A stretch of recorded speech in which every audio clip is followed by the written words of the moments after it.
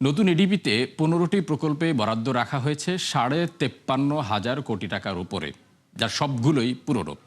অর্থাৎ রেকর্ড অর্থের উন্নয়ন কর্মসূচিতে নতুনত্ব নেই প্রকল্প গ্রহণে।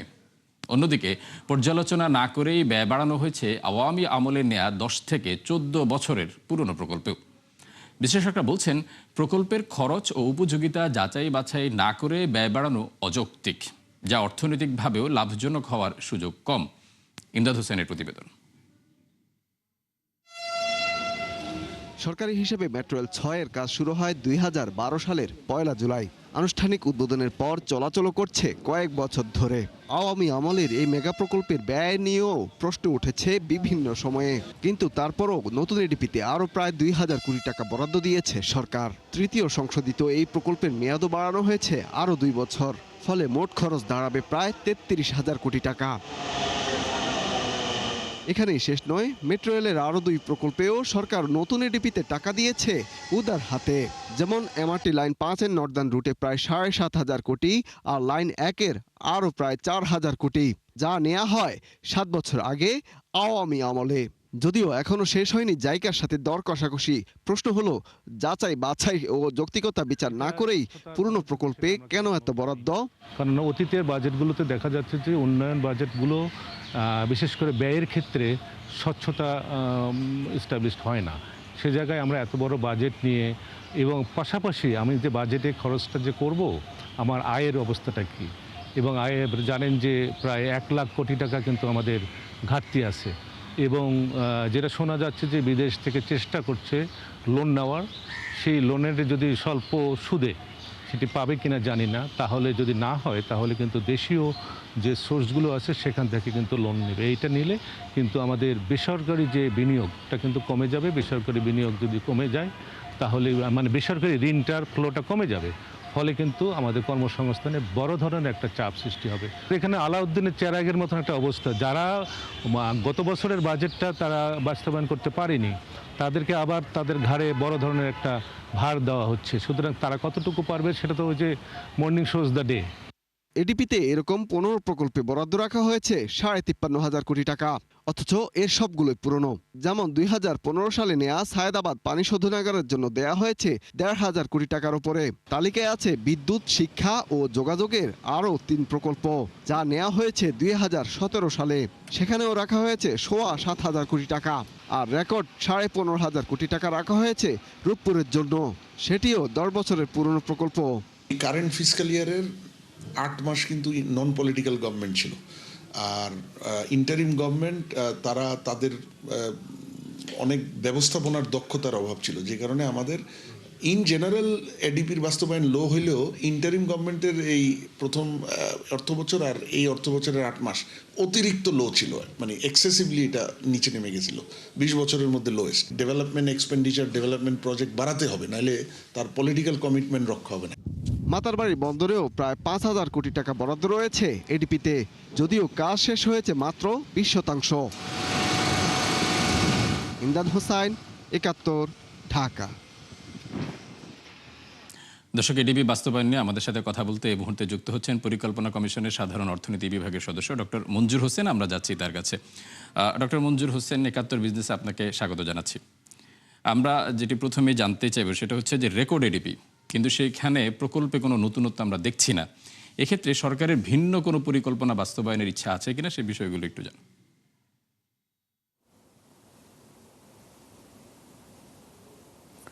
না, একটা হচ্ছে যে সরকার তো এবার একটু বেশি পরিমাণে, যেটা আপনি বলছেন যে এডিপির আকার বড় রাখছে, এটার একটাই উদ্দেশ্য হচ্ছে সরকার যে তার ম্যানিফেস্টো অনুযায়ী যেসব কর্মসূচি বাস্তবায়ন করতে চায় সেগুলোর জন্য একটু বেশি বরাদ্দ রাখা হয়েছে।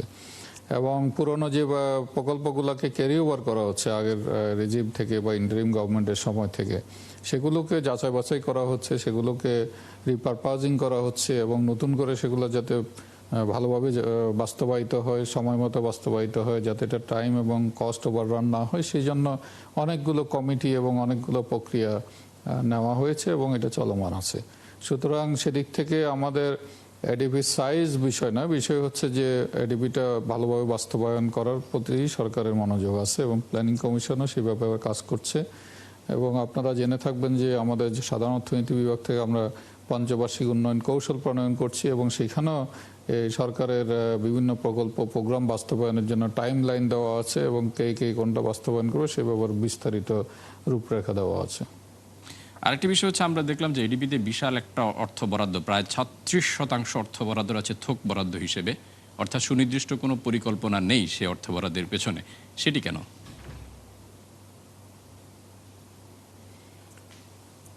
না, এটা একটা কারণ হচ্ছে যে আপনারা জানেন যে সবুজ পাতা বলে একটা বিষয় আছে, বিভিন্ন মন্ত্রণালয় বিভিন্ন প্রকল্প প্ল্যানিং কমিশনের কাছে পাঠানো হয়েছে, সেগুলো ডিপিপি আকারে প্রকল্প আকারে এখনো আসেনি, এগুলো যাচাই বাছাই হবে সরকারের প্রাধিকার অনুযায়ী, সরকারের প্রায়োরিটি অনুযায়ী যাতে প্রকল্পগুলো বাস্তবায়ন করা যায় সেজন্যই এই বরাদ্দটা রাখা হয়েছে। কারণ আপনি জানেন যে মাত্র 3 মাস হলো সরকারের পক্ষে তো নতুন করে সব প্রজেক্ট নিয়ে আসা এই মুহূর্তে সম্ভব না, এটা যাচাই বাছাই আছে, প্রক্রিয়া আছে, বিভিন্ন মন্ত্রণালয়ের প্রায়োরিটি আছে। তো ইতিমধ্যেই মন্ত্রণালয়গুলো তাদের চাহিদা জানিয়েছে আমাদের কাছে পরিকল্পনা কমিশনে, সেগুলো সবুজ পাতা বলে যে বইটা আছে সেখানে অন্তর্ভুক্ত আছে এবং সেখান থেকেই এই প্রকল্পগুলো যাচাই বাছাই করে অন্তর্ভুক্ত করার জন্য এই থোক বরাদ্দটা রাখা হয়েছে। আরেকটি বিষয় দেখেছি আমরা যে ফ্যামিলি কার্ড, কৃষক কার্ড কিংবা ইমামদের জন্য বরাদ্দ, সেটিও রাখা হয়েছে এডিবিতে। সেটি তো সরাসরি উন্নয়ন কর্মকাণ্ডের অংশ নয়, সেই বিষয়টা কতটা যৌক্তিক আসলে?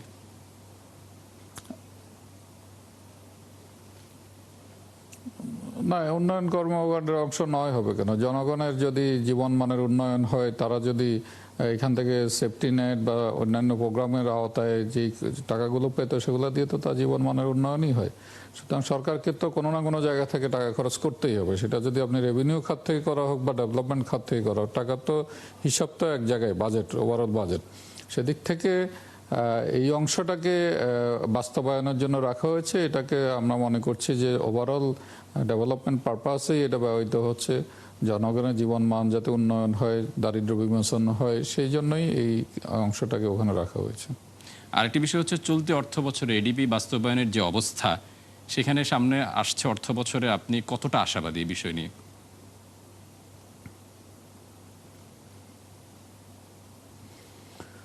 আমি খুবই আশাবাদী, কারণ এই বছরে তো আপনি প্রায় বেশিরভাগ সময় ছিল অন্তর্বর্তীকালীন সরকার এবং সেখানে একটা রাজনৈতিক অনিশ্চয়তা ছিল, সবকিছু ছিল। এখন একটা পলিটিক্যাল গভর্নমেন্ট এসেছে ক্ষমতায়, তাদের একটা ভিশন আছে, মিশন আছে। এই সরকার যে খুব দ্রুত কাজ করছে তার অনেকগুলো প্রমাণ আপনারা দেখেছেন। একটু আগে যে আলোচনা হলো, ফ্যামিলি কার্ড, ফার্মার্স কার্ড, খাল খনন সবই শুরু হয়ে গেছে। আমরা খুব অল্প সময়ের মধ্যে 5 বছরের পঞ্চবার্ষিক উন্নয়ন কৌশল প্রণয়ন করেছি। তার মানে সরকার খুব স্পিডে তার কাজকর্ম বাস্তবায়নের জন্য এগিয়ে যাচ্ছে। সেদিক থেকে আপনারাও আশাবাদী হতে পারেন, আমরাও আশাবাদী যে সামনের বছরের এডিপি অবশ্যই খুব পূর্ণভাবে বাস্তবায়িত হবে। এবারও আমরা দেখছি যে বিপুল পরিমাণ ধার দেনা করে এডিবির টাকা জোগাড় করতে হবে, কিন্তু আমাদের যে অভিজ্ঞতা, সেক্ষেত্রে এটি কি খুব ভালো কিছু হবে? তাহলে আমরা বাস্তবায়নটা কিভাবেই বা করব?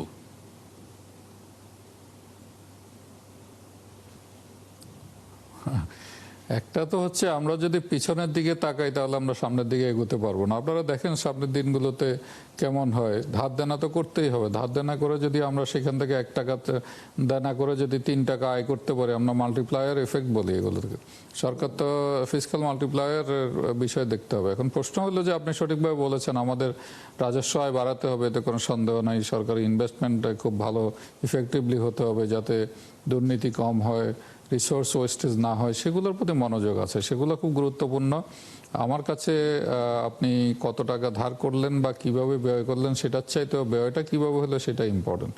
আমার মনে হয় সেই জায়গাটাতে সবচেয়ে বেশি মনোযোগ দেওয়া হচ্ছে, যাতে করে যেখানে ইনভেস্ট করা হবে সেখান থেকে যেন রিটার্নটাও অনেক ভালো হয় এবং যাতে করে সেটা সত্যিকার অর্থে জনগণের কল্যাণে ব্যয় হয় এবং তাতে করে সরকারও কিন্তু ধার দেনা শোধ করতে সক্ষম হবে। এবং অ্যাট দ্য সেম টাইম রাজস্ব আদায়ের ক্ষেত্রে অনেক ধরনের চিন্তাভাবনা করা হচ্ছে। এখন স্ট্রাকচারাল যেসব সমস্যাগুলো আছে সেগুলো তো আর ওভারনাইট সমাধান করা যাবে না, সেজন্য সরকার চেষ্টা করে যাচ্ছে। আমরাও বিভিন্ন প্ল্যান প্রোগ্রাম করছি যাতে করে রাজস্ব আয় বাড়ানো যায় এবং জনগণকে উদ্বুদ্ধ করতে হবে, জনগণ যাতে কর দেয় এবং রাজস্ব আয় সরকারে বাড়ে। অ্যাট দ্য সেম টাইম আপনারা শুনে থাকবেন যে যাতে কর দিলে জনগণ, এটাও এখন অ্যাকাউন্টেবিলিটির মধ্যে আসবে, করের টাকা কোথায় খরচ হচ্ছে, যাতে করে সবাই উদ্বুদ্ধ হয়। কারণ অনেকগুলো কাজ অ্যাট এ টাইম শুরু হয়েছে। একটা বিষয় হচ্ছে যেটা হলো যে অর্থনীতির যে মন্দা অবস্থা বা যে ভঙ্গুর অবস্থা, চলছে সেখান থেকে টেনে তুলতে হলে আমাদের সবাইকে সম্মিলিতভাবে কাজ করতে হবে, বড় ধরনের ইনভেস্টমেন্ট করতে হবে, বড় ধরনের বাজেট রাখতে হবে। তারপরে হয়তো বছর শেষে যে আমরা হিসাব করে দেখতে পারি আসলে কতটুকু বাস্তবায়িত হলো। কিন্তু তার আগেই যদি আমি কনজারভেটিভ একটা এস্টিমেট ধরে আগাই তাহলে তো আমি বেশি দূর যেতে পারবো না। সরকারের একটা হাই গ্রোথে মোমেন্টামে যাওয়ার চিন্তা ভাবনা আছে এবং সেটা দরকারও আছে। এই ধরনের একটা শক গত 5-7 বছর যাবৎ, কোভিড বলেন, ইউক্রেন রাশিয়ার কথা বলেন, ইরান যুদ্ধ বলেন, দেশের পলিটিক্যাল রিজিম চেঞ্জের কথা বলেন, দুর্নীতি বলেন, ব্যাংক ব্যবস্থার দেউলিয়াত্তর বলেন, এগুলোকে টেনে তুলতে হলে কিন্তু এখন একটা বিগ পুশ দিতে হবে, এর বাইরে কোনো বিকল্প নাই। সুতরাং সেই কাজটাই সরকার করছে। জনাব মঞ্জুর হোসেন, আপনাকে অসংখ্য ধন্যবাদ ৭১ বিজনেসে সময় দেওয়ার জন্য। দর্শক, এডিপি বাস্তবায়ন নিয়ে কথা বলছিলেন পরিকল্পনা কমিশনের সাধারণ অর্থনীতি বিভাগের সদস্য ডক্টর মঞ্জুর হোসেন। আমরা ছিলাম পরবর্তী প্রসঙ্গে যাচ্ছি। জেপি মর্গ্যান সহ বিশ্বের বড় বড় ফান্ড ম্যানেজাররা বাংলাদেশে বিনিয়োগের জন্য আসতে চায় বলে জানিয়েছেন অর্থমন্ত্রী আমির খসরু মাহমুদ চৌধুরী। প্রতিদিন কোনো না কোনো ফান্ড ম্যানেজারের সঙ্গে বৈঠক করার কথাও উল্লেখ করেন তিনি।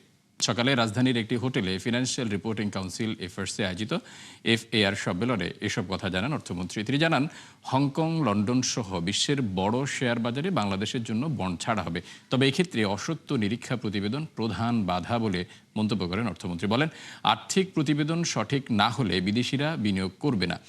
এ সময় আর্থিক প্রতিবেদনের স্বচ্ছতা নিশ্চিতে কঠোর হওয়ার কথা জানান প্রধানমন্ত্রীর অর্থ উপদেষ্টা Rashed Al Mahmud Titumir. It's very important. There is a huge investment opportunity among investment interest in Bangladesh right now. Inshallah, foreign direct investment fund managers, big investment companies, they are all interested and they're coming. Every day, আমি প্রত্যেক দিন কোনো না কোনো fund ম্যানেজারের সাথে meet করতেছি, which I have never seen in my whole life. এবং তারা বলতেছে, আমরা হংকংয়ে বাংলাদেশ ডেডিকেটেড ফান্ড ফ্লোট করব, $1 বিলিয়ন ফান্ড। আমরা লন্ডনে করব, আমরা বাংলাদেশের ডোমেস্টিক বন্ড ফ্লোট করতে চাই।